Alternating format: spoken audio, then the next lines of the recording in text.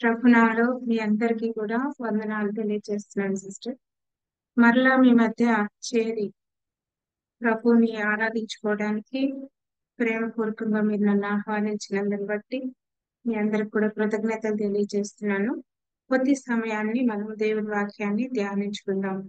యెషయా గ్రంథము 7వ అధ్యాయము యెషయా గ్రంథము 7వ అధ్యాయము 10వ వచనం నుండి 14వ వచనం వరకు చదువుకుందాం. దయచేసి ఎవరన్నా చదవండి సిస్టర్స్. యెషయా గ్రంథము 7వ అధ్యాయము 10వ వచనం నుండి 14వ వచనం వరకు.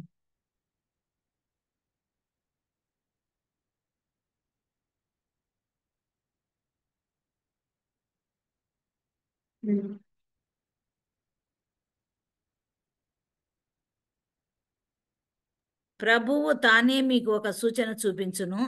అదేనండి, సిస్టర్ 10వ వచనం నుండి సిస్టర్. 10th నుంచే. సరే పద- సరే సరే. ఆ, యెహోవా ఇంకను ఆహాజునకు ఇలాగ సెలవిచ్చెను, నీ దేవుడైన యెహోవా వలన సూచన నడుగుము. అది పాతాళమంత లోతైనను సరే, ఊర్ధ్వలోకమంత ఎత్తైనను సరే, ఆహాజు నేను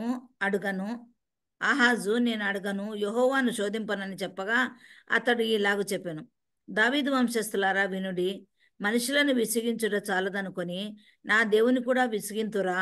కాబట్టి ప్రభువు తానే ఒక సూచన మీకు చూపును, ఆలకించుడి. కన్యక గర్భవతి అయి కుమారుని కని అతనికి ఇమ్మానుయేలని పేరు పెట్టును. కీడును విసర్జించుటకును మేలును. చాలా సిస్టర్. Thank you sister. ప్రార్థన చేసుకుందాం అండి. ప్రార్థన చేసుకుందాం. కృప కలిగిన మా నాయన, పరిశుద్ధుడ, ప్రేమమైన జీవమైన మా ప్రభ, మీకు వందనాలు స్తోత్రాలు చెల్లిస్తున్నాం తండ్రి. మీ ఆలోచనలు ఎంత గంభీరమైనవి ప్రభా. మీ తలంపులు మా తలంపుల కంటే ఎంతో శ్రేష్టమైన ప్రభా. నాయన మీకు స్తోత్రాలు చెల్లిస్తున్నాం నాయన. ఎన్నిక లేని మమ్మల్ని ఎంతో ప్రేమించి నాయన మమ్మల్ని ఏర్పరచుకొని మీ చిత్తం జరిగించినట్లుగా మమ్మల్ని ప్రోత్సహిస్తూ దేవా వాక్యం ద్వారా మమ్మల్ని బలపరుస్తూ నడిపిస్తూ కాపరిగా ఉంటున్నందుకు మీకు స్తోత్రాలు చెల్లిస్తున్నాం నాయన. మరలా ఈ రాత్రి సమయం అందు కుటుంబంగా చేరి ప్రభా మేమందరము నాయన మీ యొద్ద కనిపెట్టుకునిచున్నాం ప్రభా. నాయన మీకు స్తోత్రాలు. సిస్టర్స్ చేస్తున్నాం ఈ 3 దినాల పరిచర్య వారంలో ప్రభా నాయన ఎంతో ఆశీర్వాదకరంగా ఉండటానికి నాయన నీ ప్రియుల్ని మీరు ఆత్మ సంబంధంగా నడిపించి ఏర్పరచుకుని నాయన కొనసాగిస్తున్నందుకు మీకు స్తోత్రాలు చెల్లిస్తున్నాం ప్రభా. నాయన తండ్రి మీకు వందనాలు స్తోత్రాలు. మీరు అక్కడ వచ్చినంత వరకు ప్రభా మేము నాయన నీ యొక్క కనిపెట్టుకొని ప్రభా సిద్ధపడడానికి ఈ యొక్క ప్రార్థనా దినాలు ప్రతి ఒక్కరికి మాకు ఆశీర్వాదకరంగా మీరు చేస్తున్నందుకు స్తోత్రాలు. క్రీస్తునందు మా ప్రయాస ఏది వ్యర్థం కాదని చెప్పిన దేవుడు ప్రభా. నాయన మీ ప్రియులు ప్రభా మీ కుమార్తెలు జరిగిస్తున్న ఈ పరిచర్య అంతయు ప్రభా నాయన మీకు మహిమ తెచ్చినట్లుగా మీరే ఆత్మతో నింపి నాయన నడిపించమని ప్రార్థిస్తున్నాం. ఈ దిన ఆరాధన మా అందరికి ఆశీర్వాదకరంగా చేయండి నాయన. నువ్వు మాట్లాడండి ప్రభు నాయన. మీరు మాట్లాడితే నాయన మా జీవితాలను వెలిగించబడతాయి. ఆశతో కనిపెట్టుకుని ఉన్నాం. కృప చూపమని ప్రార్థిస్తున్నాం. సమస్తం మీ చేతులకు అప్పగించుకుంటూ మా ప్రభు అయిన యేసయ్య నామములో ప్రార్థిస్తూ ఉన్నాం తండ్రి. ఆమేన్. క్రైస్తవులండి అందరికీ ఈ సమయం అందు మనము ఈ చదువుకున్న వాక్య భాగము మనందరికీ చాలా సుపరిచితమైంది. ఎక్కువగా ఈ 14వ వచనాన్ని క్రిస్మస్ దినాల్లో అనేక మంది సేవకులు చదువుతా ఉంటారు. ఈ యొక్క వచనము ప్రభు వారి జన్మదినానికి సంబంధించిందిగా మనకు మత్తయి వార్తలో కూడా గాబ్రియేలు దూత మరి మరియమ్మ గారితో మాట్లాడడం మనం చూస్తూ ఉంటాం అన్నమాట. ఇక్కడ మనం ఏం గమనిస్తున్నామంటే యెహోవా దేవుడు తన ప్రవక్త అయిన యెషయాని పంపించారు. ఎవరి దగ్గర పంపించారు అంటే యూదా జనాంగానికి రాజైన ఆహాజు దగ్గరకు పంపించారు. ఆహాజ్ దగ్గరికి యెషయా ఎందుకు వస్తున్నారంటే ఒక పర్పస్ తో దేవుని యొక్క ఉద్దేశాన్ని బట్టి నడిపించబడతా ఉన్నారు. ఏ పరిస్థితులు గుండా వెళ్తున్నాడు ఈ అహాజ్ రాజు అంటే యెషయా గ్రంథం 7వ అధ్యాయం 1వ వచనం నుండి చూద్దాం. యెషయా గ్రంథం 7వ అధ్యాయం 1వ వచనం. యూదా రాజైన ఉజ్జియా మనుమడును యోతాము కుమారునైన ఆహాజు దినములలో సిరియా రాజైన రెజీనును ఇశ్రాయేలు రాజును రెమల్యా కుమారునైన పెకహును యుద్ధము చేయవలనని యెరూషలేము మీదికి వచ్చిరు గాని అది వారి వలన కాకపోయాను. మూడు జనాంగాలకి చెందిన రాజులు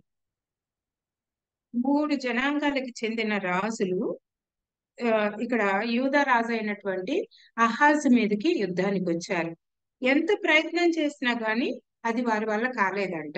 ఇద్దరు ముందుగా వచ్చారు. ఎవరెవరు వచ్చారు? సిరియా రాజైన రెజీను, ఇశ్రాయేలు రాజైన రెమల్యా కుమారుడైన పెకహు. ఇశ్రాయేలు రాజు వచ్చినారు. ఇంకా ఇక్కడ సిరియా రాజు యుద్ధ నైపుణ్యత ఎరిగిన వారు.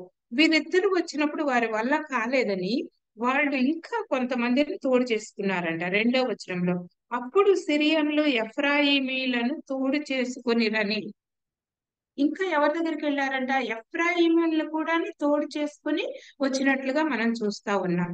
ఇప్పటి వరకు వాళ్ళు చాలా ధైర్యంగా ఉన్నారు. ఎఫ్రాయిమీలను ఎప్పుడైతే వీరు తోడు చేసుకుని వచ్చారో వారి హృదయం ఎలా ఉన్నదో ఇక్కడ రాయబడి ఉన్నది. 2వ వచనం కంటిన్యూషన్. దావీదు వంశస్థులకు తెలవబడగా గాలికి అడవి చెట్లు కదిలినట్టు వారి హృదయమును వారి జనుల హృదయమును కదిలేను. అప్పటి వరకు ఉన్న ధైర్యాన్ని కోల్పోయారు దేవుని బిడ్డలు. అప్పటి వరకు ధైర్యంగా ఉండగలిగారు. ఎందుకని? ఇద్దరు రాజులు వచ్చినప్పటికీ జయించగలము అనే ధైర్యంతో ఉండగలిగినారు. ఎప్పుడైతే ఎఫ్రాయిమీలు కూడా తోడయ్యారో వారికి ఉన్నటువంటి ధైర్యం అనేది మరి లేనట్టుగా చూస్తా ఉన్నాం.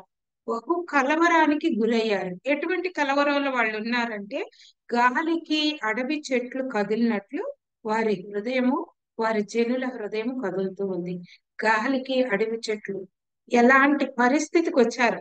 బాగా డిప్రెషన్, బాగా యాంగ్జైటీ. చాలా సార్లు మన జీవితంలో కూడా ఎన్నో అనుభవాలు ఉంటాయి. దేవుడు మనల్ని నడిపించటం, రక్షించబడిన తర్వాత వాగ్దానాలు ఇవ్వటం, దర్శనాలు ఇవ్వటం, ఎంతో మంది మన ద్వారా బలపరచబడతా ఉంటారు. మనం వారికి ఇచ్చే యొక్క కౌన్సిలింగ్, మనం వారి కోసం చేసే ప్రార్థన ఎంతో మందికి మేలు జరిగింది అని వాళ్ళు మనకు చెప్తా ఉంటారు. కానీ కొన్ని అనుభవాలు ఉంటాయి మన జీవితంలో. ఆ పరిస్థితులు మన మీదకి వచ్చినప్పుడు చాలా కలవరానికి గురవుతూ ఉంటాం. అటువంటి పరిస్థితుల గుండానే ఇక్కడ అహాజ్ రాజు వెళ్తూ ఉన్నాడు.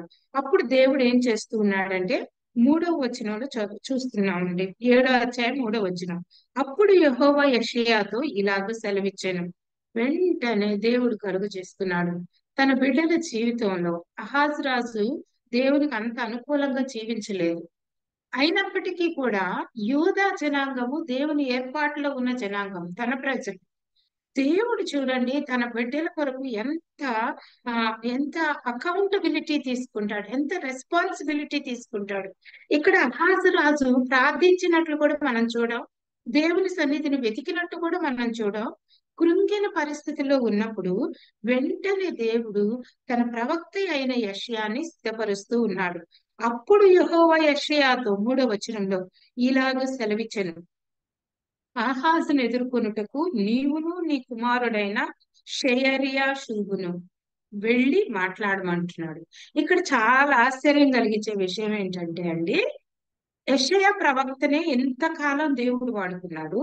ఇప్పుడు ఏమంటున్నాడంటే, యెషయా ప్రవక్తకు ఒక కుమారుడు ఉన్నాడు, పెద్ద కుమారుడు షెయర్యా షూబు. ఈ షెయర్యా షూబును కూడా తీసుకొని రాజు దగ్గరికి వెళ్ళమంటున్నాడు. ఎందుకు వెళ్ళమన్నాడు? రాజుతో ఈ అబ్బాయి ఏమన్నా మాట్లాడాలా? ఈ అబ్బాయి యొక్క పని ఏమన్నా అక్కడ ఉందా? ఏమీ లేదు. అక్కడికి వెళ్ళింది మళ్ళీ యెషయానే. ఏమన్నా యెషయా భయపడుతుంటే సపోర్టివ్ గా దేవుడిచ్చి పంపించాడా? అది కూడా లేదు. యెషయా దేవుని బట్టి బహు ధైర్యంగా ఉంటాడు. దేవుని ఆలోచనలు యెషయా యొక్క కుమారుడికి దేవుడు నేర్పిస్తా ఉన్నాడు.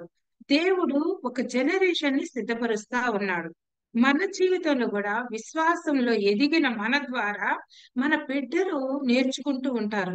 మన కుటుంబం గమనిస్తా ఉంటది. మనం పనిచేస్తున్న స్థలాలు, మన బంధువులు ఈ పరిస్థితిలో లోకస్తులు ఎలా ఎదుర్కొంటారు సిచ్యుయేషన్ ని. దేవుని బిడ్డలు రక్షించబడిన అనుభవం, ఆయన పరిశుద్ధమైన రక్తం ద్వారా కడగబడి ఆత్మ సంబంధమైన అనుభవాల ద్వారా నడుచుకుంటున్న మనం ఎలాగా రెస్పాండ్ అవుతాం, ఎలా ఫేస్ చేస్తాం అనేది అనేకులకు ఆశీర్వాదకరంగా ఉంటది. కాబట్టి ఇక్కడ యెషయాను చూసినప్పుడు దేవుడు ఏం చెప్తున్నాడంటే, నీ కుమారుడైన షయర్యాషూబును తీసుకొని నీవు వెళ్ళాలి అని చెప్పాడు. ఏది దేవుడు చెప్తున్నాడో, ఏంటి ప్రభువా షయర్యాషూబు ఎందుకు రాజు దగ్గరికి వెళ్ళినప్పుడు ఒకవేళ ఆయన నా పట్ల నెగిటివ్ గా ఉంటే అది నా బిడ్డ మీద కూడా ఎఫెక్ట్ అవుతుంది, బిడ్డ మీద కూడా దాడి చేస్తాడేమో, ఎందుకు ఇలా చెప్తున్నారు? ఇక మరి వేరే ఆలోచన లేదు. ఏం చేస్తున్నాడంటే దేవుడు ఏమి చెప్పాడో అది చేస్తున్నాడు. తన కుమారుణ్ణి తీసుకొని వెళ్ళి ఎక్కడికి వెళ్ళమంటున్నాడు దేవుడు చూడండి. చాకిరేవు మార్గమున కోనేటి కాలువ కడకు పోయి ప్లేస్ చెప్తున్నాడు, ఎవరెవరు వెళ్ళాలో చెప్తున్నాడు, ఇంకా 4-5 వచనాల్లో ఏం మాట్లాడాలో చెప్తున్నాడు. ఇంకా 7వ వచనంలో దేవుడు ఏం చెప్తున్నాడంటే శత్రువులు ఏం మాట్లాడుకుంటున్నారో అది కూడా చెప్తున్నాడు. 7వ వచనంలో ఏం 6వ వచనం నుంచి చదువుతున్నానండి.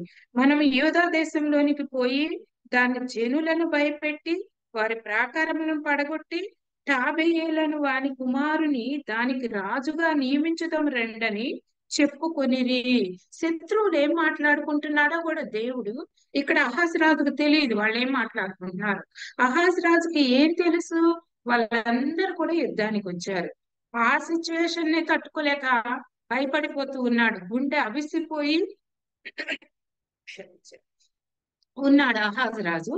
అయితే దేవుడు ఏం చెప్తున్నాడు అంటే శత్రువులు ఏం డిస్కస్ చేసుకుంటున్నారో అది కూడా చెప్తున్నారు. ఏమని చెప్తున్నాడంటే మనము వాని కుమారుని వానికి రాజుగా, వేరే అతన్ని రాజుగా మనం నియమిద్దాం అనుకుంటున్నారు. అయితే ఆ మాట నిలవదు, ఆ మాట జరగదు. 7వ వచనం చదువుతున్నానండి. అయితే ప్రభు అయిన యెహోవా ఈలాగు సెలవిచ్చుచున్నాడు, ఆ మాట నిలవదు, జరగదు. చూడండి ఎంత స్పష్టంగా సిచ్యుయేషన్ అంతటిని కూడా దేవుడు క్లియర్ కట్ గా తెలియజేస్తా ఉన్నాడు. వాళ్ళు ఎలా మాట్లాడుకుంటున్నారు, నువ్వు మనుషుల్ని చూస్తే భయపడుతున్నావు, వాళ్ళ మాటలను చూస్తే ఎలా ఉంటుందో చూడు. వాళ్ళు ఇలా చేద్దాం అలా చేద్దామని నీ మీద జయము క్లియర్ అయిపోయినట్లుగా, కన్ఫర్మ్ అయిపోయినట్లుగా, విన్ అయిపోయినట్లుగా, విక్టరీ వచ్చేసినట్లుగా ఫీల్ అవుతున్నారు. కానీ ఆ మాట నిలవదు, అది జరగదు అని చెప్పి దేవుడు చెప్తున్నాడు. వెళ్ళి కృంగిన అతనికి ఆదరణ ఇవ్వు అని యెషయా భక్తుని దేవుడు సిద్ధపరుస్తున్నాడు. చాలా సార్లు దేవుని యొక్క ఉద్దేశాలు కూడా ఇలా ఉంటాయి అన్నమాట. మనమే కృంగిపోతూ ఉంటాం. సామెతల గ్రంథంలో మనందరికి తెలిసిన విషయం ఏం చెప్తున్నాడంటే శ్రమ దినమున కృంగిన ఎడల మనము చేతగాని వాడు అవుతాం.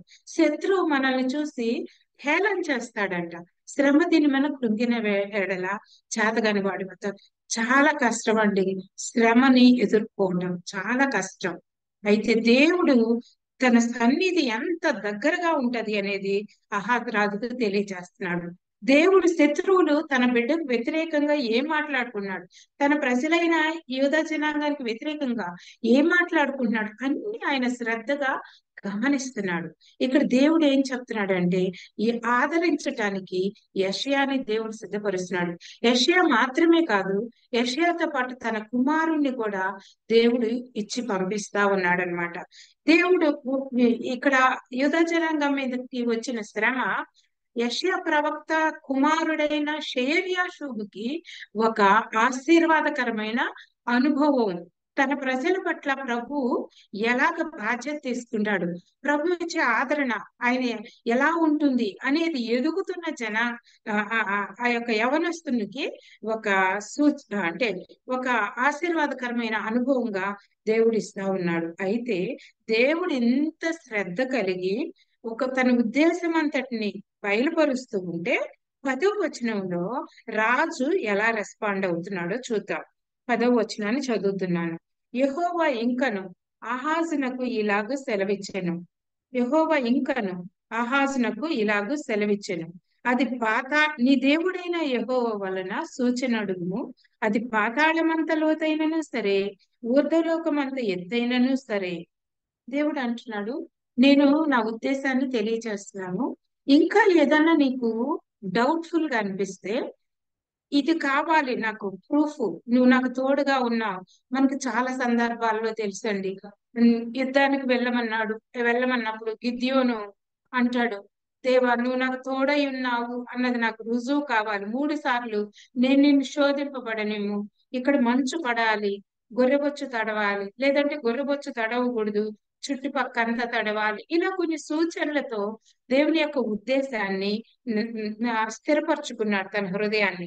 అయితే ఆ ఛాన్స్ కూడా తీసుకోవట్లా. దేవుడు అప్పటికి చెప్తున్నాడు ఆహాజ్తో, నీ దేవుడైన యెహోవా వలన సూచన అడగమని చెప్పేసి యెషయా ద్వారా దేవుడు మాట్లాడుతా ఉన్నాడు. మాట్లాడుతూ ఉన్నప్పుడు ఈ ఆహాజు రాజు ఏమంటున్నాడు? 12వ వచనం, ఆహాజు, నేను అడుగను, యెహోవాను శోధింపను. దేవుడు అడగమని చెప్తే నేను అడగను, యెహోవాను శోధింపను. చూడండి, ఎదుగుదల లేని భక్తి ఇలా ఉంటది. దేవుడు ఏం చెప్తున్నాడు గమనించుకోకుండా సొంత చిత్తాన్ని ఆధారంగా చేసుకొని మాట్లాడుతూ ఉన్నాడు రాజు. దేవుని అడిగినప్పుడు ఇంకా తనకు దేవుని గూర్చిన గ్రహింపు అనేది బలపడింది. ఇంకా శ్రేష్టమైన అనుభవాల ద్వారా ఆయన సిద్ధపరచబడతాడు.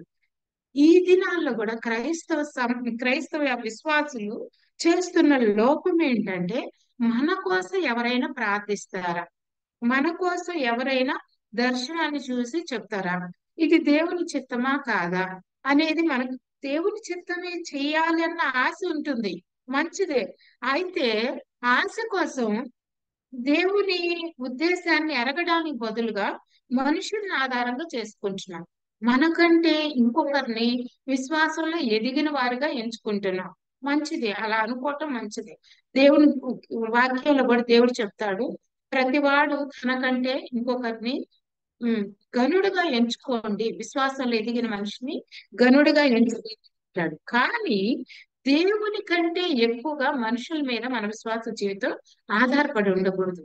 దేవునితో గడపాలి, దేవుణ్ణి అడగాలి. ఇక్కడ దేవుడు ఏం చెప్తున్నాడంటే, నేను అడగమని దేవుడు చెప్తున్నాడు. ఒక సూచన, యెహోవా వలన అడుగుమని నీ దేవుడైన యెహోవా చెప్తున్నాడు అని యెషయా ప్రవక్త చెప్తా ఉంటే ఆహాజు అంటాడు, నేను అడగను. లోకమంతా ఇదే, దేవుణ్ణి అడగకపోవటం, దేవుని మీద ఆధారపడాల్సినంతగా ఆధారపడకపోవటం, దేవుడు నాతో ఏమైనా చెప్తున్నాడా అనేది మనము వ్యక్తిగతంగా దేవుని యొక్క గడపకపోవటం, దేవునితో సరైన సంబంధాన్ని మనం కలిగి ఉండలేకపోతా ఉన్నాం. ఎదగవలసినంతగా ఎదగలేకపోతున్నాం. మన విశ్వాస జీవితంలో శ్రేష్టమైన అనుభవాలని కోల్పోతూ ఉన్నాం.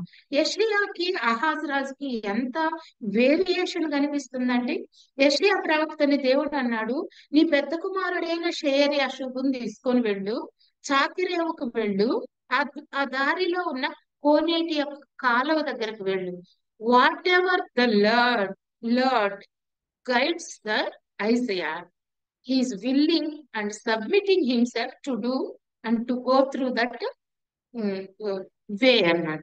దేవుడు ఏదైతే చెప్తా ఉన్నాడో దానిని మాత్రమే చేస్తున్నాడు, ప్రశ్నించట్లేదు, సొంత చిత్తానికి ఎక్కడ కూడా తావు ఇవ్వట్లేదు. ఇంకా చూడండి, యెషయా గ్రంథము 8వ అధ్యాయము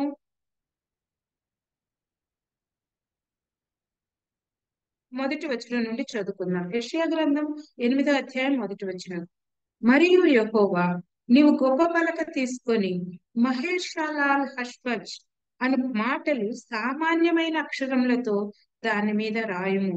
దేవుడు చెప్తా ఉన్నాడు, మహేషాలాల్ హష్బజ్ అని రాయమంటున్నాడు, ఒక పలక తీసుకొని. అప్పటికి ఎవరు మహేషాలాల్ హష్బజ్ అంటే, యెషయాకి దేవుడు ఇవ్వబోయే 2వ సంతానం. ఈ 2వ సంతానం యొక్క పేరు ఎవరు పెడుతున్నారు? దేవుడే పెడుతున్నాడు.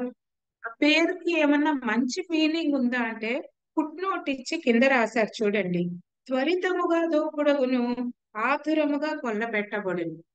మనం మన పిల్లలకి పేరు పెట్టుకోవడానికి అసలు ఎంత ఆశపడతామండి. లేటెస్ట్ నేమ్ లేకుంటే మంచి మీనింగ్, గాడ్స్ గిఫ్ట్ అని, గాడ్స్ గ్రేస్ అని, ప్రెషియస్ పర్సన్ అని మంచి మీనింగ్స్ వచ్చేటట్టుగా చక్కటి పేరుని ఈ ట్రెండ్ కి సెట్ అవుతుంది ఆలోచన చేసుకొని పెట్టుకుంటా ఉంటాం. అయితే యెషయాకి రెండో కుమారుణ్ణి దేవుడిస్తూ ఒక పేరు దేవుడు డిక్లేర్ చేస్తా ఉన్నాడు. పుట్టక ముందే పేరు చెప్తా ఉన్నాడు. ఏమని రాయమంటున్నాడు? ఇదిగో రాబోయే దినాల్లో యూదా జనాంగానికి ఏమి సంభవింపనై ఉన్నదో దానికి రిలేటెడ్ గా పేరు పెట్టమంటున్నాడు. త్వరగా దోపుడగును, ఆతురముగా కొల్లపెట్టబడును. చూడండి ఇక్కడ తన సొంత చిత్తం అనేది యెషయా ప్రవక్త జీవితంలో లేదు. దేవుడు ఏం చేయమంటున్నాడు? ఆ పిల్లోడు పుట్టబోయే కుమారునికి పేరు పెట్టమని చెప్పిన తర్వాత యెషయా ఏం చేస్తున్నాడు చూడండి 3వ వచనంలో. నేను ప్రవక్త యొద్దకు పోతిని, ఆమె గర్భవతి అయి కుమారుని కనగా యెహోవా అతనికి మహేర్షాలాల్ హష్బజ్ అని పేరు పెట్టుము అని ఏదైతే చెప్పారో ప్రభు ఆ పేరునే పెడతా ఉన్నారన్నమాట. చూడండి తన కుటుంబ జీవితం విషయంలో కూడా దేవుని చిత్తాన్ని నెరవేరుస్తూ ఉన్నాడు యెషయా ప్రవక్త. తన కుటుంబ జీవిత విషయంలో కూడా తన తన తనకు బిడ్డ పుట్టడానికి దేవుడు పేరు నిర్ణయించాడు. దేవుని చిత్తానుసారంగా కుటుంబ జీవితాన్ని కలిగి ఉంటా ఉన్నాడు. చూడండి 18వ వచనంలో యెషయా గ్రంథం 8వ అధ్యాయం 18వ వచనం. ఇదిగో నేనును యెహోవా నాకు ఇచ్చిన పిల్లలను సియోను కొండ మీద నివసించు సైన్యములకు అధిపతియగు యెహోవా వలన సూచనలుగాను మహాకార్యములుగాను ఇశ్రాయేళ్ల మధ్య ఉన్నాము. యెషయా ఎంత గొప్ప సాక్ష్యాన్ని తన కుటుంబాన్ని గురించి ఇస్తున్నాడు. ఆయన మాత్రమే విధేయత చూపించటం కాదు దేవునికి, తన బిడ్డల్ని కూడా వారి పేరు పెట్టే విషయం కానీ ఆ బిడ్డ ఎప్పుడు పుట్టాలి అనేది కూడా దేవుని చిత్తానుసారంగా నడిపించబడుతూ ఉన్నాడు యెషయా భక్తుడు. ఇంత గొప్ప మరి దేవుని యొక్క ఉద్దేశాలను ఎరిగే మనుషులు తనతో ఉన్నప్పటికీ కూడా అహాజు రాజు యొక్క హృదయము మూయపడి ఉన్నట్టుగా మనం చూస్తా ఉన్నాం. అహాజు రాజు ఏం చేస్తున్నాడు అంటే దేవుడు అడగమంటే నేను అడగను అంటున్నాడు. ఇంకా ఏం చెప్తున్నాడంటే దేవుణ్ణి నేను శోధించను. అసలు అవగాహన లేని మాటలు, గ్రహింపు లేని విశ్వాస జీవితం, ఎదగని దేవునితో ఎదగని అనుభవం అన్నమాట. దేవుడు ఏం చెప్తున్నాడు కాదు తనకి, తన సొంత మనసు ఏమి నడిపిస్తున్నది అన్నదానికి ప్రాధాన్యత ఇస్తున్నట్లుగా మనం చూస్తా ఉన్నాం. చూడండి సంఖ్యాకాండము 14వ అధ్యాయంలో కూడా ఇశ్రాయేలు జనాంగం కూడా ఇలాగే ఉంటా ఉన్నారు. గ్రహింపు లేని మనస్సు. దేవుడు ఒకటి చేయమని మోషే భక్తుల ద్వారా తెలియజేస్తుంటే దానికి వ్యతిరేకంగా చేస్తూ ఉన్నారు. ఎవరన్నా చదువుతారా సిస్టర్? సంఖ్యాకాండం 14వ అధ్యాయం. ఎన్నో వచ్చినామండి. అప్పుడు ఆ సర్వసమాజం ఎరిగెత్తి కేకలు వేశారు. సిస్టర్ 39వ వచనం నుంచి చదవండి. 39.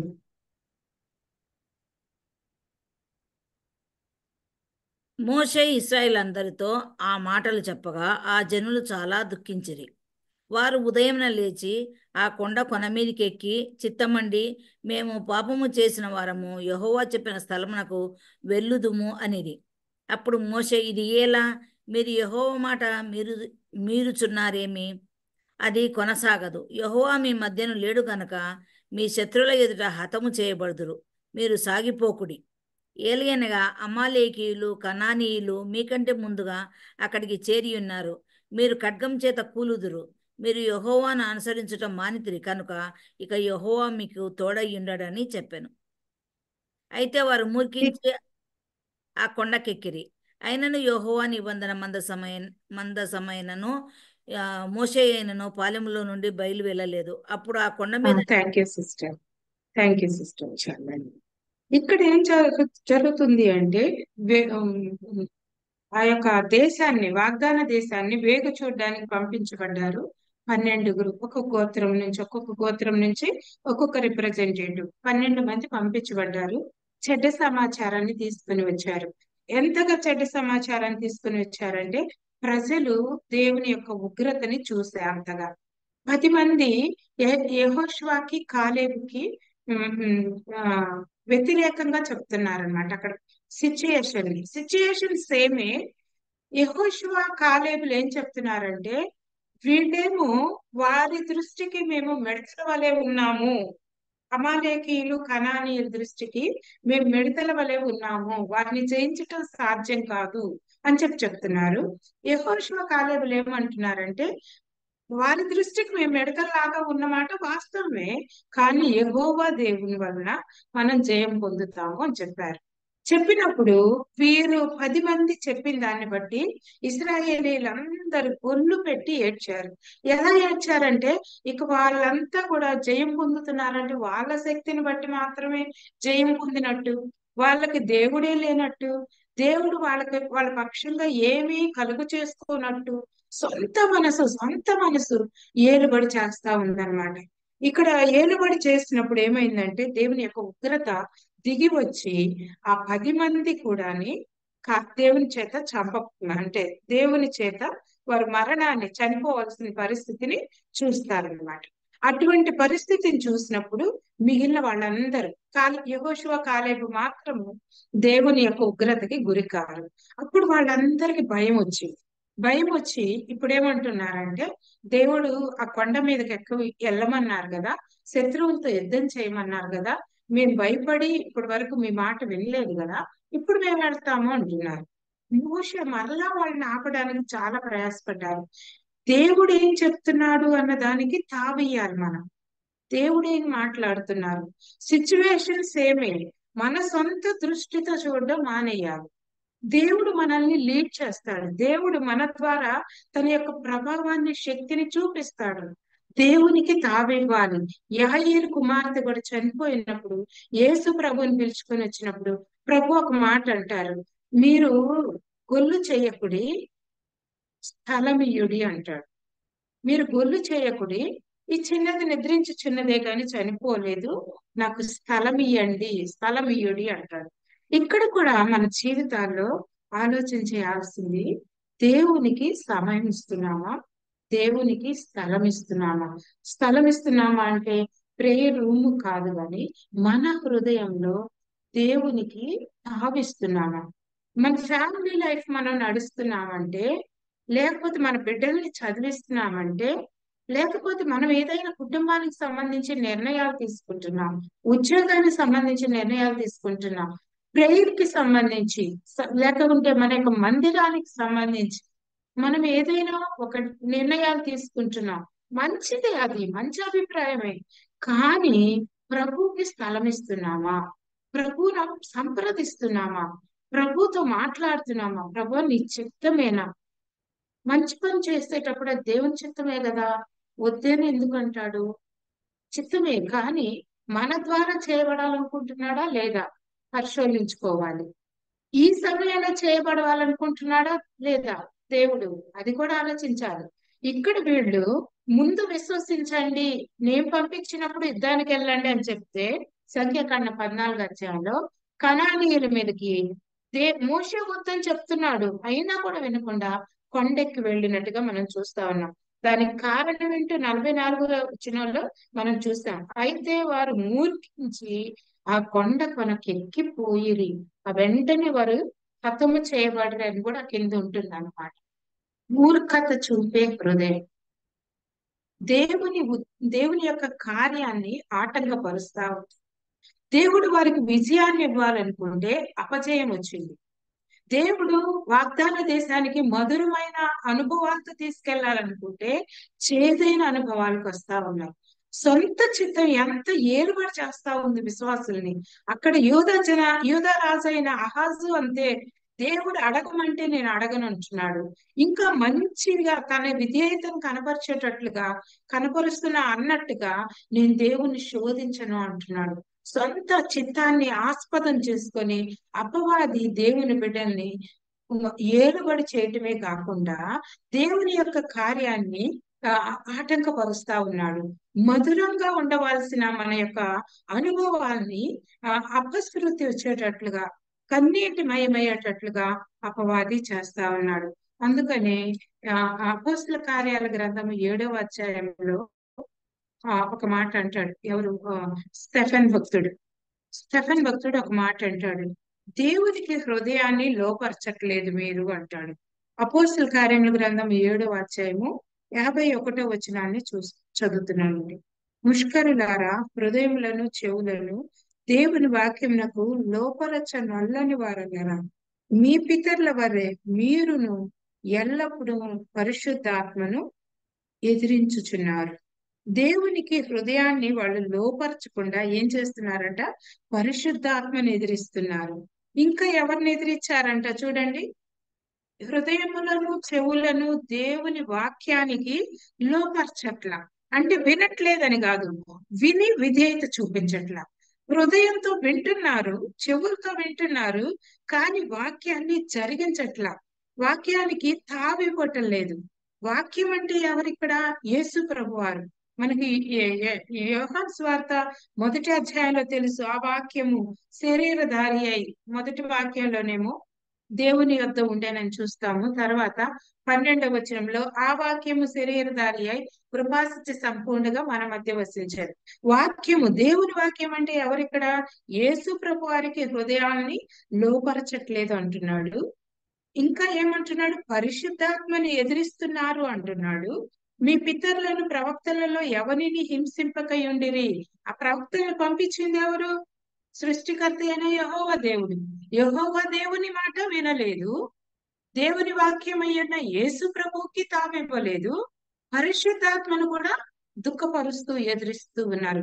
త్రిత్వం అయ్యున్న ఏక దేవుని వ్యతిరేకిస్తూ వీళ్ళు ఏమనుకుంటున్నారంటే, మనం ధర్మశాస్త్రం నెరవేరుస్తున్నాము, మనం దేవుని దృష్టికి యోగ్యంగా జీవిస్తున్నాము అంటున్నారు.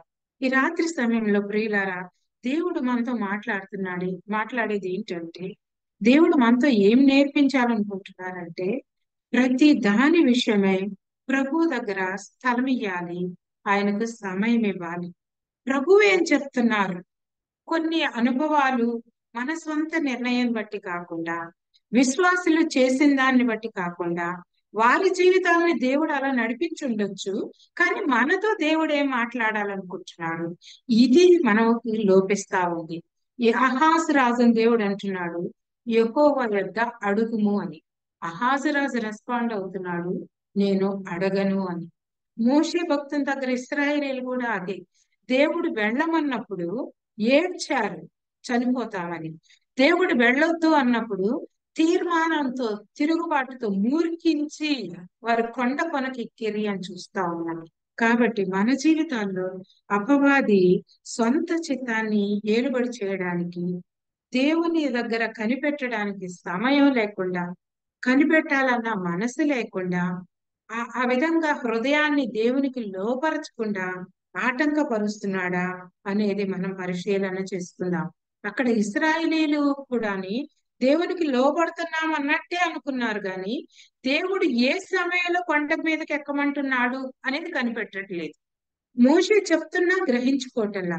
ఇక్కడ ఆహాజు రాజు కూడా యెషయా ప్రవక్త చెప్తున్నా గ్రహించట్లేదు. ఈ రాత్రి సమయంలో దేవునితో మనం ఒక మాటను క్లియర్ చేసుకుందాం. ప్రభువా, నువ్వు నాతో ఏమైనా మాట్లాడాలనుకుంటున్నావా? నేనే పని చేయాలనుకుంటున్నా, నీ చిత్తాన్ని ఎరగాలనుకుంటున్నాను, నాతో మాట్లాడు. అసలు నేనే చేయాలా? ఏ సమయంలో చేయాలి? నేను ఇంకేమన్నా చేయాలని నువ్వు ఆశపడుతున్నావా? దేని నిమిత్తం నన్ను సిద్ధపరిచి పంపించావు? ఆ ఉద్దేశం నా ద్వారా జరిగించబడతా ఉందా లేదా? నేను అహాజు రాజు వలె అయోగ్యంగా నీ ఎదుట నిలబడతా ఉన్నానా? ఇశ్రాయేలీయుల వలె మూర్ఖత కనపరుస్తా ఉన్నానా? నీ హృదయాన్ని గాయపరుస్తా ఉన్నానా అని దేవుని సన్నిధిలో మనం వ్యక్తిగతంగా గడుపుదాం. దేవుడు ఏం చేస్తున్నాడంటే, మొదటి దినవృత్తాంతాల గ్రంథంలో ఒక మాట చెప్తా ఉన్నారు. 16వ అధ్యాయంలో మొదటి దినవృత్తాంతాల గ్రంథంలో తన యొద్ద కనిపెట్టే వారిని బలపరచడానికి ఆయన కనుదృష్టి లోకమందంతటా సంచారం చేస్తా ఉంది అని మనం చదువుతాం. మొదటి దినవృత్తాంతముల గ్రంథము 16వ అధ్యాయము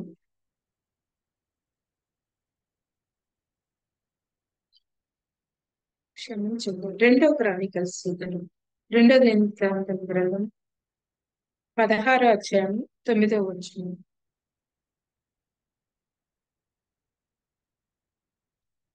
తన ఎడల యథార్థ హృదయం కలవారిని బలపరచుటకై యెహోవా కనుదృష్టి లోకమందంతటా సంచారము చేయుచున్నది. ఈ విషయమందు నీవు మతి తప్పి ప్రవర్తించితివి.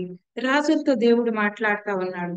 రాజైన ఆస, యూదా రాజైన ఆసాతో ఈ విషయంలో నువ్వు మతి తప్పి ప్రవర్తించితివి అని దేవుడు చెప్తా ఉన్నాడు. దేవుడు ఏం చేస్తా ఉంటాడంట? తన ఎడల యథార్థ హృదయం గల వారిని బలపరుచుటకై యెహోవా కనుదృష్టి లోకమందంతటా సంచారం చేస్తా ఉంది. మనల్ని కూడా దేవుడు అబ్జర్వ్ చేస్తా ఉంటాడు. నేను కాని మార్గంలో వెళ్తుంటే దేవుడు ఆపొచ్చు కదా అనుకుంటాం. దేవుడు మనము మనము ఆ ఆహ్వానించకుండా ఆయన సొంత చిత్తంతో మన జీవితాన్ని ఏలుబడి చేయడు. దేవుడు ఏమంటున్నాడంటే, నా యొద్ద కనిపెడితే ఐ విల్ గైడ్ యూ, నేను నిన్ను గైడ్ చేస్తాను. ఐ విల్ కౌన్సిల్ యూ, నేను నిన్ను కౌన్సిల్ చేస్తాను. నన్ను అడుగుము, నా యొద్ద మొరపెట్టుము, నేను నీకు ఉత్తరం ఇచ్చేదను. నీవు నడవలసిన త్రోవను నేను నిన్ను నడిపించేదను. కీర్తనల గ్రంథంలో కూడా దావీదు మహారాజ్ అంటాడు, దేవా నీ ఆలోచన చేత నువ్వు నన్ను నడిపించుచున్నావు అంటాడు. దేవుని ఆలోచన ఏంటి? మనం ఏం చేయాలనుకుంటున్నాడు దేవుడు? మన ద్వారా ఆయన ఏమి జరిగించాలనుకుంటున్నాడు? దేవునితో గడపటం అనేది లోపం లేకుండా చూస్తున్నాం. అహాజ్ రాజు ఎంతో కలవరపడతా ఉన్నాడు. కారణం ఏంటంటే దేవునితో గడపకపోవటం. దేవుని దగ్గర కూర్చున్నప్పుడు ఆ పీస్ ఆఫ్ మైండ్ లేకపోతే దేవుడు నడిపించే విధానం. కొన్ని సందర్భాలు వస్తాయండి జీవితంలో, ఎంత కలవరం అంటే ప్రార్థన కూడా రాదు, ప్రార్థన కూడా రాదు. మౌనంగా ఉందాం. ఆశతో మన ఆత్మ మూలుగుతూనే ఉండాలి. దావీదు మహారాజే మనకి మాదిరి అన్నమాట. కీర్తన గ్రంథంలో ఎంత దుఃఖం ద్వారా నడిపించబడ్డాడు ఆయన చెప్తాడు. శత్రువులు దండు వలె నన్ను ఆవరించి ఉన్నారు, వారు శరీర మాంసాన్ని నన్ను బతికుండగానే తినాలనుకుంటున్నారు అని చెప్పేసి చెప్పుకుంటా వస్తారు కీర్తన గ్రంథంలో. నా కలగడ నా నీళ్లతో, నా కన్నీటితో తేరుచున్నది అంటాడు. ఎన్నో అనుభవాల ద్వారా మనం వెళ్తూ ఉంటాం. కొన్నిసార్లు వెంటనే జవాబు రాదు, కొన్ని సంవత్సరాలు పడుతుంది. కొన్నిసార్లు అసలు అసలు శూన్యం, ఇది జరిగితా లేదా అనేది అనిపిస్తా ఉంటది అనమాట. అసలు నిరీక్షణకు ఆధారం లేనప్పుడు అబ్రహాము దేవుని నమ్మెను, అది అతనికి నీతిగా ఎంచబడేది. మనం నీతిమంతులకు ఎలా చేయబడతామంటే, అసలు మనకు ఆధారం లేదు, మనకు అనవసరం దేవుని మీద ఆశ పెట్టుకోవటం, దేవుని యొద్ద కనిపెట్టడం, దేవుని యొద్ద మొరపెట్టుకోవటం. అసలు జరిగించేది ఆయన కదండి మన జీవితంలో. మనం లోపం ఉన్నా సరే ఆయన యొద్దకు మనం వెళ్ళినప్పుడు, ఇక్కడ దేవుడు చెప్తున్నాడు, తన ఎడల యథార్థ హృదయం కలవారిని బలపరచుటకై. యథార్థ హృదయం అంటే ఏంటి? యోగ్యంగా బ్రతకటమా? ఎవరు యోగ్యులు దేవుని దగ్గర? ఆయన నీతి ఎదుట అసలు ఎవరు యోగ్యులకి ఎంచబడతారు? యథార్థ హృదయం కలిగి ఉండటం ఏంటంటే యథార్థంగా ఆయన మీద ఆధారపడడం, ఆయన సహాయాన్ని కోరుకోవటం, ఆయనని ఆశ్రయంగా చేసుకొని ఆయన్ని వెంబడించుట. సొంత చిత్తానికి తావు లేకుండా దేవుణ్ణి ఆశ్రయంగా చేసుకుని ఆయన మీద ఆనుకున్నప్పుడు దేవుడు ఏం చేస్తాడంటే బలపరిచేవాడుగా ఉంటాడు. ఈ రాత్రి సమయంలో ఒకసారి పరిశోధించుకుందాం. ఎన్నో సంవత్సరాలుగా ప్రార్థిస్తున్న ప్రార్థనలు, లేకుంటే కొన్ని సమస్యలు మన జీవితంలో చాలా మంది చెప్తూ ఉంటే వింటా ఉంటాం, కానీ అసలు ఆ సమస్యకి అసలు ఎలా సాల్వ్ అయ్యింది, అసలు ఎలా తీర్చబడుతుంది ఆ ప్రాబ్లం అన్నట్టుగా ఉండదు. దేవునికి సమస్తం సాధ్యమే. మన సృష్టికర్త శూన్యంలో నుండి సమస్తాన్ని తీసుకొస్తాడు. శత్రువుల ఎదుట భోజనాన్ని సిద్ధపరుస్తాడు. ఆయన సమస్తం చేయగలడు. ఆయన తన ప్రజల పక్షంగా యుద్ధం చేశాడు. రాజుల గ్రంథాల్లో చదువుతుంటే ఆయన అంటే ఒక దూతను పంపించాడు.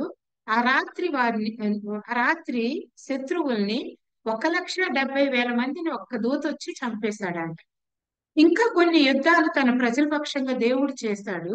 ఎలాగంటే శత్రువులు గిద్యోను కాలంలో అండి, వాళ్ళు కూరలు ఊదినప్పుడు, వాళ్ళు కుండలు పగలగొట్టినప్పుడు, కుండలు యుద్ధానికి వెళ్ళిన సందర్భం బహుశా అవి ఒక్కటే అయి ఉండొచ్చు చరిత్ర అంతటిలో కూడా.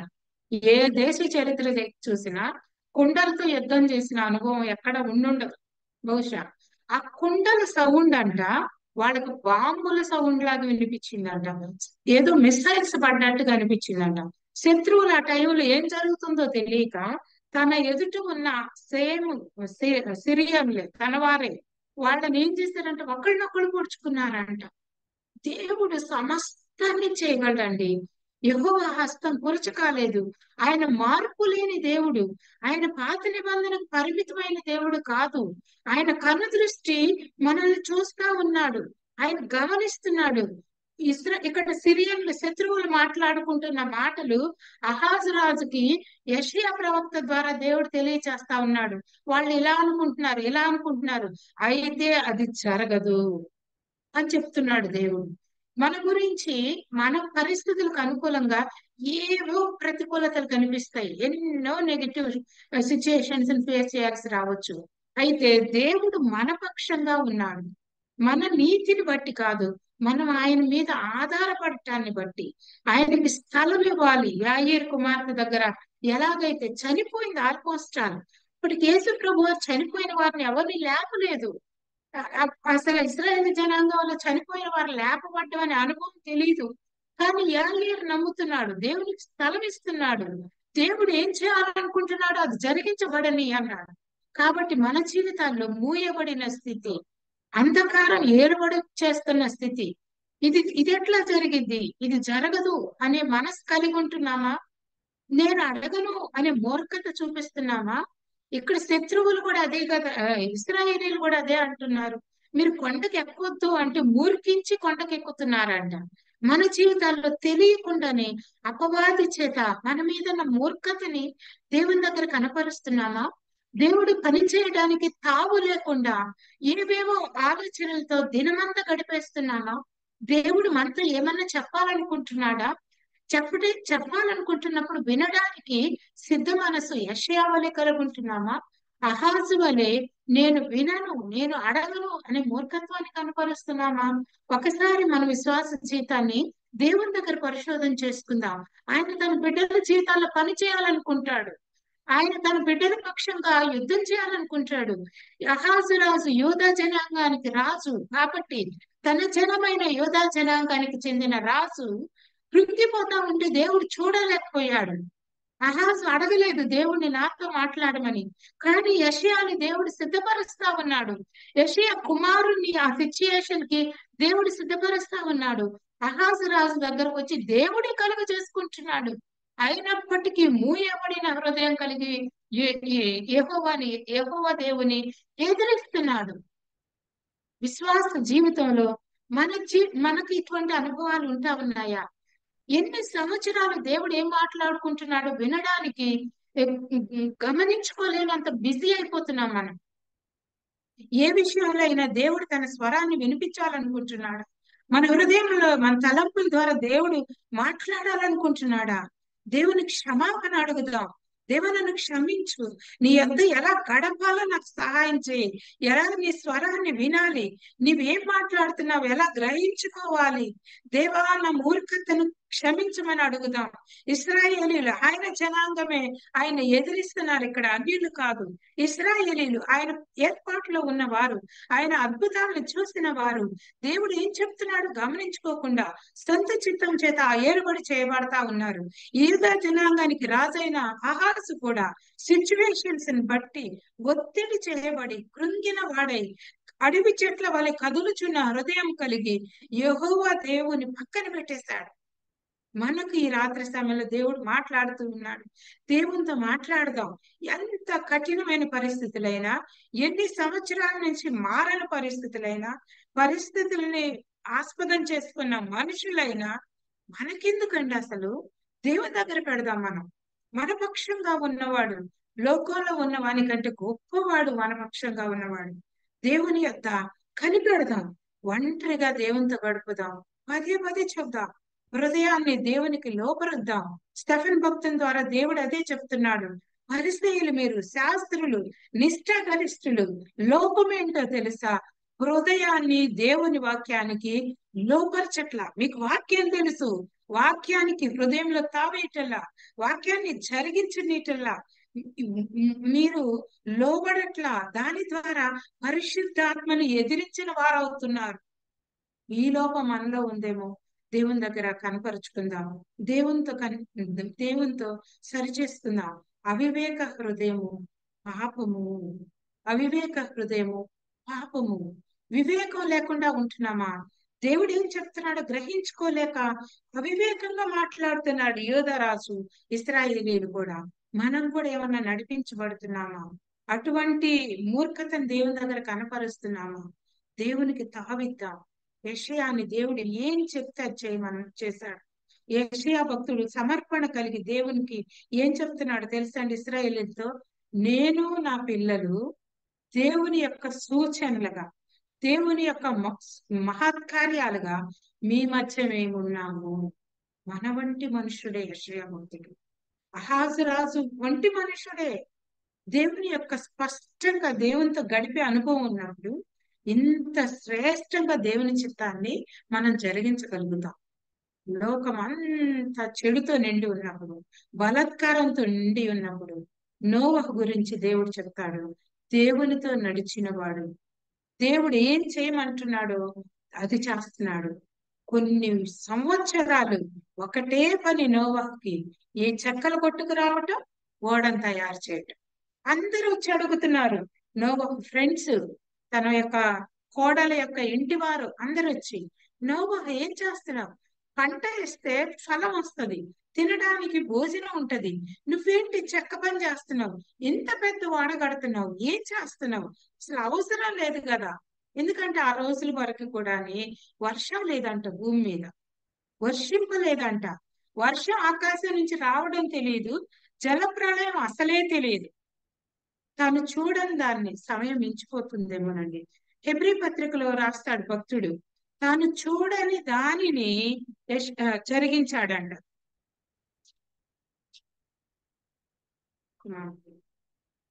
హెబ్రీ పత్రిక 11వ అధ్యాయము విశ్వాసుల గురించి తెలియజేస్తా దేవుడు చెప్తాడు. 11వ అధ్యాయము 7వ వచనం. విశ్వాసమును బట్టి నోవహు అది వరకు చూడని సంగతులను గురించి దేవుని చేత హెచ్చరింపబడి భయభక్తులు కలవాడై తన ఇంటి వారి రక్షణ కొరకు ఒక ఓడను సిద్ధము చేసిన. అందువలన అతడు లోకం మీద నేరస్థాపన చేసి విశ్వాసమును బట్టి కలుగు నీతికి వారసుడాయను.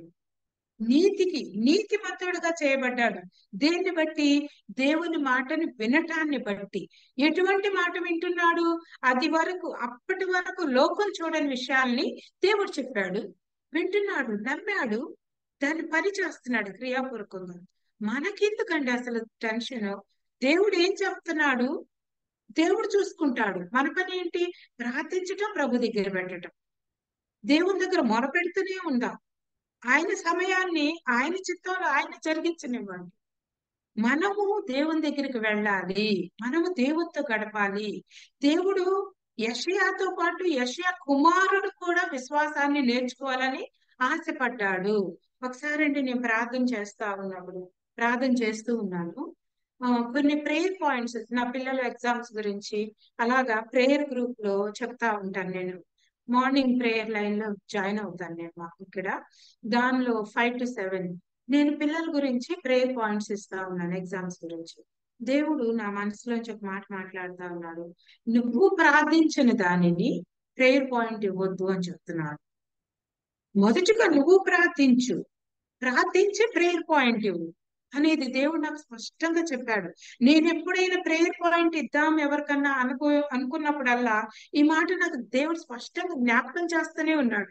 అప్పుడు నేను ప్రార్థించి దాని ప్రేయర్ సహాయం వరకు సిస్టర్స్ కి ఇవ్వటం అనేది జరుగుతూ ఉంది అన్నమాట. కాబట్టి దేవుడు మనకి నేర్పించాలనుకుంటాడు. యెషయాకి నేర్పించే పాఠాలు యెషయాకి నేర్పిస్తున్నాడు, ఆహాజుకు నేర్పించే పాఠాలు ఆహాజుకు నేర్పిస్తున్నాడు. యెషయా కుమారుడైన షేర్యాషూబు కూడా నేర్చుకోవాలి. కాబట్టి ఎవరితో ఏం మాట్లాడాలని ప్రభు ఆశపడతా ఉంటాడు. కాబట్టి దేవునితో గడుపుతాము, ఎక్కువగా దేవునితో గడుపుతాం. నీకు నేర్పించే పాఠాలు, నీకు తన మనసును దేవుడు తెలియజేసే విధానం వేరు. ఇతరులు చెప్పేదానికంటే కూడా దేవుడు మనతో చెప్పే అనుభవాలు వేరు. ఇక్కడ దేవుడు ఏం చెప్తా ఉన్నాడంటే ఆహాజు రాజుతో యెషయా ద్వారా దేవుడు చెప్తున్నాడు, నన్ను అడుగు అంటున్నాడు. నేను అడగను అంటున్నాను. మనం ఏం చేస్తున్నాం? మనమే అనుభవంలో ఉంటా ఉన్నాం. యెషయాని గనుక దేవుడు నన్ను అడుగు అంటే యెషయా అడిగే అనుభవాన్ని కలిగి ఉంటున్నాడు. మనం ఏ అనుభవాలను కలిగి ఉంటా ఉన్నాం? యెషయాని దేవుడు తన కుటుంబం అంతటిని దేవుడు తన పరిచర్యకు వాడుకోవడానికి సూచనగా, మంచికి కాదు, ఏ పేరు పెట్టమంటే ఆ పేరు, తన పిల్లలు, తన భార్య, కుటుంబ జీవన విధానాన్ని కూడా దేవునికి లోపరిచాడు యెషయా భక్తుడు. దేవుని చేత, దేవుని ప్రేమ చేత మనం కూడా ఒప్పించబడదాం. దేవుని చిత్తం చేయడం వలన నోవహును దేవుడు ఏమన్నాడంటే నీతికి వారసుడయ్యాడంట. మనము నీతికి వారసులం కావాలి. దేవుని ద్వారా నీతికి వారసులం కావాలి మనం. దేవుని మాట వినడము మనకు నీతి అనే స్వాస్థ్యాన్ని, బహుమానాన్ని కలిగిస్తా ఉంది. కాబట్టి పరిస్థితులు ఎంత కలవరపెడతా ఉన్నా మనం దేవునితో గడుపుదాం. దేవుని చిత్తానికి తావిద్దాం. ఈ రాత్రి సమయంలో ఒక స్థిరమైన మనస్సు కలిగిన వారమై ప్రభుకి మనల్ని మనం అప్పగించుకుందాం. ప్రార్థన చేసుకుందాం. ప్రేమ కలిగిన తండ్రి, ప్రభా, పరిశుద్ధుడా, మీకు స్తోత్రాలు చెల్లిస్తున్నాం నాయన. ప్రభా, మీరు మాతో నాయన నేర్పించిన ప్రతి పాఠాన్ని బట్టి మీకు స్తోత్రాలు చెల్లిస్తున్నాం. ప్రభా, యెషయా వంటి విధేయత మాకు ఇవ్వండి ప్రభా. తన భార్య, తన బిడ్డలిద్దరూ నాయన నీవు ఇశ్రాయేలీయులతో ఏం మాట్లాడాలనుకుంటున్నావు అటువంటి సూచనగా ఉండటానికి అప్పగించుకున్నారు. సొంత చిత్తానికి ఎక్కడ తావీయక ప్రభా, నీ కొరకు జీవించటంలో ఉన్న ఆనందాన్ని, మాధుర్యాన్ని వాళ్ళు అనుభవించి ఉన్నారు. వారి జీవితాల ద్వారా నీ నామము మహింపరచబడేంతగా సమర్పించుకోగలిగి ఉన్నారు. ప్రభా, కృప చూపమని ప్రార్థిస్తూ ఉన్నాం. ప్రేయర్ లైన్ లో ఉన్న మేమందరము కూడా నాయన మమ్మను, మా కుటుంబాలని నీకు సమర్పించుకుంటున్నాం ప్రభువా. దేవా, మేము కూడా నాయన యెషయా భక్తుని వలె విధేయత చూపాలని ఆశపడుచున్నాం. నాయన మా కొరకు ప్రాణం ఇచ్చి సిలువలో నిన్ను నీవు అప్పగించుకున్నావు. నీ రక్తం ద్వారా నాయన శాపము నుంచి, పాపము నుంచి మమ్మల్ని విమోచించావు. అట్టి నీ ప్రేమకు ప్రతిగా నాయన మేము నీ చిత్తం జరిగిస్తూ, నీ చిత్తానికి మా జీవితాలను అప్పగించుకుంటూ కొనసాగాలని ఆశపడుతూ ఉన్నాం ప్రభువా. కృప చూపించండి. అహాజురాజు వంటి అవిధేయత మమ్మల్ని ఏలుబడి చేయనివద్దు ప్రభువా. అటువంటి మూర్ఖ హృదయము, అజ్ఞానంతో కూడిన హృదయం, అవివేకంతో మాట్లాడిన విధానం మాలో ఉండనివద్దు. విడుదలివ్వండి ప్రభువా. ఎన్నో మార్లు ఈ దోషం మేము చేసి ఉన్నాం ప్రభువా. ఎన్నో మార్లు అహాజురాజు వాళ్ళే ప్రవర్తించాం ప్రభువా. నీ రక్తంలో కడగబడిన మేము, నీ పేరు పెట్టబడిన మేము ప్రభువా. అయ్యో తండ్రి, మాకు రక్షణ విమోచనకర్త లేడన్నట్లుగా కృంగిపోయిన వారంగా ప్రభువా నాయన సహాయం కొరకు ఎవరెవరినో ప్రభువా మా సొంత ఆలోచనలను ఆధారంగా చేసుకున్న వారంగా ఉన్నాం ప్రభువా. క్షమించమని ఒప్పుకుంటున్నాం నీ ఎదుట. దేవా, కృప చూపించండి. అటువంటి మూర్ఖత చూపించే స్థితి నుంచి మాకు విడుదల దయచేయండి. ఆత్మలో ఎదిగిన స్థితి, మీకు విధేయత చూపించిన స్థితి దయచేయము. నోవహు ప్రభువా, అంతకు మునుపు తను చూడని విషయాలు, వినని విషయాలు నువ్వు చెప్పినప్పుడు ప్రభువా ఎంత నీ చిత్తాన్ని జరిగించాడు ప్రభువా. అటువంటి స్థితి మాకు దయచేయండి అయ్యా. అయ్యా, సహాయం చేయండి. నోవహు వంటి విధేయత మాకు దయచేయండి అయ్యా. ప్రతి ఒక్కరిని మీరు సంధించండి. మొదటిగా నన్ను శుద్ధీకరించు ప్రభువా. ప్రతి విషయమందును ప్రభువా నాయన మాకు అర్థం కాకపోయినప్పటికీ నువ్వేం చేయమంటున్నావో నాయన అది మీ యొద్ద విని కనిపెట్టి జవాబు పొందటానికి మాకు సహాయం చేయండి. దాన్ని జరిగించటానికి మాకు సహాయం చేయండి. కృప చూపమని బ్రతిమాలు కొనుచున్నాను ప్రభువా. ఇశ్రాయేలీల వంటి మూర్ఖత చూపించే స్థితి ఉండనియొద్దయ్యా. విడిపించయ్యా, విడిపించయ్యా. అయ్యా, స్తెఫను కాలంలో శాస్త్రుల పరిచయులు ఎలాగ హృదయాన్ని నీకు లోపరచకుండా ఉన్నారు. సొంత చిత్తంతో ప్రభా, పైకి కనిపించే భక్తితో నైనా తమ్ములు తాము మోసగించుకుంటూ ఉన్నారు ప్రభా. అయ్యా, మేమైతే మా హృదయాన్ని నీకు లోపరుస్తున్నాం. శుద్ధీకరించండి, శుద్ధీకరించండి. నువ్వు ఆశించినంతగా మమ్మల్ని పవిత్రపరచండి ప్రభా. శుద్ధీకరించండి. నీ చిత్తం జరిగించే వారిగా మమ్మల్ని సిద్ధపరచండి ప్రభా. సంపూర్ణంగా నీకు మమ్మల్ని అప్పగించుకుంటూ నాయన వాక్యం వినిన మా అందరిపై నీ యొక్క పరిశుద్ధాత్మ నింపుదల ఉంచి నాయన నీకు మహిమ తెచ్చినట్లుగా సిద్ధపరచుమని మా ప్రభువును మా రక్షకుడైన యేసయ్య నామంలో ప్రార్థించి వేడుకుంటూ ఉన్నాం తండ్రి. ఆమేన్.